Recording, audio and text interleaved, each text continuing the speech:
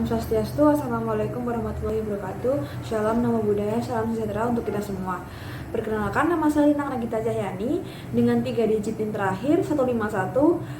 Kami dari SGD 6 akan mempresentasikan hasil studi proyek kami yang berjudul Pengkajian Dampak Jangka Panjang Stunting pada Perkembangan Anak.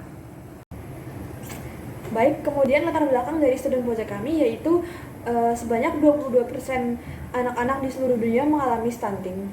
Terdapat 149 juta anak di dunia yang mengalami stunting. Kemudian pada tahun 2020, lebih dari separuh anak usia di bawah 5 tahun mengalami stunting di Asia, khususnya di daerah Asia Tenggara yang memiliki prevalensi paling tinggi yaitu 27,4%. Kemudian prevalensi stunting di Indonesia pada tahun 2021 sebesar 24,4%. Dan prevalensi stunting yang terdapat di Bali yaitu 10,9% pada tahun 2021. Kemudian permasalahan stunting di negara berkembang seperti di Indonesia menjadi masalah kesehatan yang cukup serius karena berdampak pada perkembangan anak hingga dewasa nanti.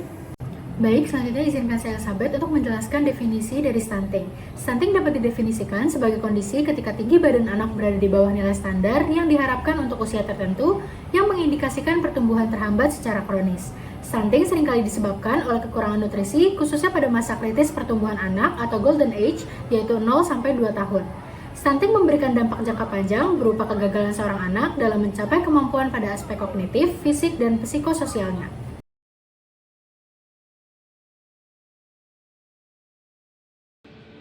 Stunting tidak hanya mempengaruhi pertumbuhan fisik, tetapi juga sistem tubuh yang penting, terutama sistem pencernaan.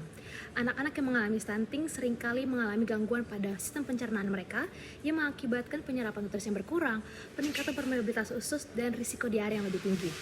Malnutrisi dapat mengganggu fungsi gastrointestinal yang menyebabkan penurunan aktivitas eksokrin pankreas, atrofi pada fili, peningkatan permeabilitas usus, dan penurunan produksi enzim yang menghambat penyerapan nutrisi yang optimal. Selain itu, stunting dapat menyebabkan keterlambatan pengosongan lambung karena disfungsi lambung yang mengakibatkan penipisan mukosa lambung dan atrofi otot polos. Efek ini dapat mengganggu komposisi dan fungsi mikrobiota usus, meningkatkan kerentanan terhadap infeksi saluran pencernaan, dan kondisi inflamasi seperti gastritis dan gastroenteritis. Secara keseluruhan, stunting yang berkaitan dengan kekurangan gizi berdampak signifikan pada kesehatan pencernaan, yakni dengan memperparah masalah pencernaan seperti tukak lambung. Stunting, kondisi di mana pertumbuhan seorang anak terhambat, tidak hanya memengaruhi tinggi badan fisik, ini juga mengganggu jalur pertumbuhan hormonal, terutama memengaruhi kadar hormon tiroid yang penting untuk perkembangan yang tepat. Ketika kadar hormon tiroid rendah selama pertumbuhan, hal itu akan menghambat perkembangan fisik dan kontribusi pada stunting. Mengatasi stunting memerlukan upaya komprehensif untuk mendukung keseimbangan hormonal yang tepat dan pertumbuhan secara keseluruhan, memastikan setiap anak dapat mencapai potensi penuhnya. Baik, selanjutnya adalah pengaruh stunting terhadap sistem kardiovaskular. Kondisi yang menyebabkan terhambatnya pertumbuhan dan juga perkembangan organ tubuh merujuk pada faktor risiko gangguan pada sistem kardiovaskular. Studi menunjukkan prevalensi hipertensi terjadi lebih tinggi pada anak yang mengalami stunting di awal kehidupan dibandingkan dengan yang tidak mengalami stunting. Hal ini disebabkan oleh perubahan struktural yang juga terjadi pada organ-organ kardiovaskular anak yang mengalami stunting, sehingga jantung memiliki kemungkinan untuk mengalami pembesaran dan juga pembuluh darah yang mengalami penebalan. Hal inilah yang memicu gangguan pada sistem aliran darah dan menimbulkan peningkatan tekanan darah.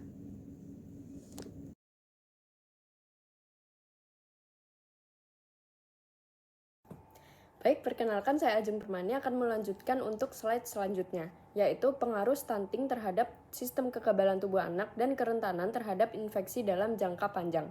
Yang pertama dibahas yaitu pengaruh kekurangan gizi terhadap sistem kekebalan tubuh, di mana telah disebutkan tadi bahwa stunting seringkali disebabkan oleh kekurangan nutrisi, di mana gizi dan nutrisi mempunyai dampak yang besar terhadap kesehatan manusia.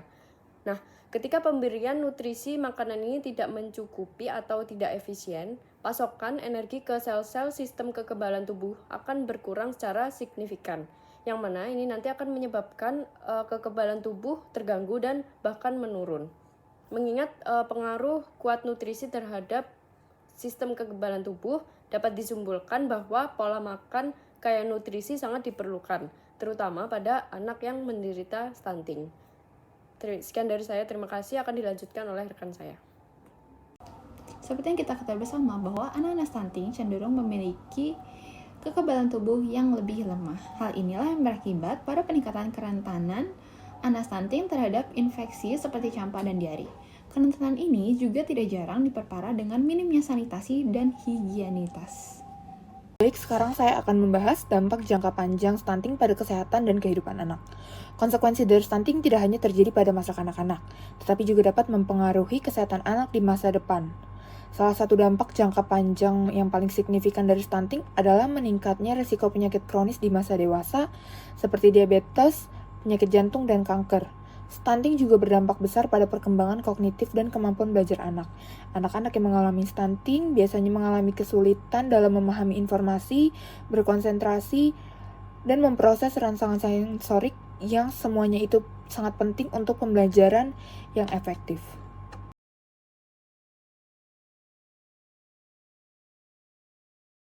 Baik, selanjutnya, stunting merupakan kondisi gagal pertumbuhan pada anak akibat kekurangan gizi yang kronis. Studi longitudinal yang dilakukan oleh Victoria et al. Tahun 2008 menunjukkan bahwa anak yang mengalami stunting memiliki resiko yang lebih tinggi untuk mengalami penyakit-penyakit kronis seperti diabetes, hipertensi, penyakit jantung koroner pada usia dewasa. Adapun faktor-faktor yang mendasari korelasi antara stunting dan risiko penyakit kronis, yaitu dari pertumbuhan yang terganggu pada masa anak-anak memiliki dampak ke jangka panjang terhadap sistem metabolisme dan kesehatan tubuh. Penelitian oleh Adair et al. Menyoroti bahwa stunting pada masa anak-anak dapat mempengaruhi perkembangan sistem kardiovaskular dan metabolisme yang pada gilirannya meningkatkan risiko penyakit kronis pada masa dewasa. Menurut penelitian Black et al. Pada tahun 2013 menunjukkan bahwa stunting pada masa anak-anak dapat menyebabkan perubahan pada struktur dan fungsi organ tubuh, seperti otak dan sistem imun, yang berkontribusi pada peningkatan risiko penyakit kronis pada masa dewasa. Dengan demikian, korelasi antara stunting dan risiko perkembangan penyakit kronis merupakan isu penting yang memerlukan perhatian lebih lanjut dalam upaya pencegahan dan intervensi kesehatan masyarakat. Sekian. Baik, yang selanjutnya adalah kesimpulan. Jadi kesimpulan yang pertama adalah stunting berpotensi menghambat pertumbuhan dan perkembangan organ tubuh anak seperti sistem pencernaan, kardiovaskular, dan hormonal yang dapat menyebabkan disfungsi dan meningkatkan risiko penyakit kronis di masa depan. Yang selanjutnya adalah kurangnya nutrisi pada anak yang stunting melemahkan sistem kekebalan tubuh, sehingga mereka lebih rentan terhadap penyakit infeksi dan juga kesulitan pemulihan. Stunting juga erat kaitannya dengan risiko penyakit kronis seperti obesitas, diabetes, dan penyakit jantung pada usia dewasa.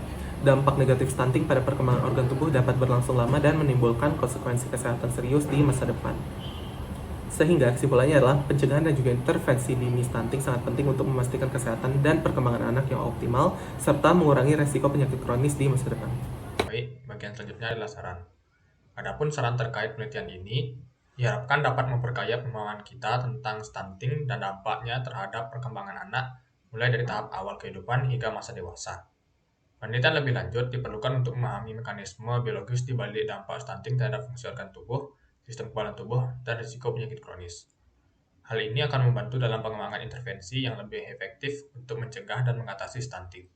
Selain itu, penting untuk menggali lebih dalam tentang faktor-faktor risiko yang berkontribusi pada stunting, baik dari segi lingkungan, gizi, maupun sosial ekonomi. Penelitian ini dapat memberikan wawasan yang lebih baik tentang cara-cara untuk mengidentifikasi dan mengatasi faktor-faktor risiko ini secara holistik. Baik, sekian presentasi student project dari kelompok kami. Kami ucapkan terima kasih.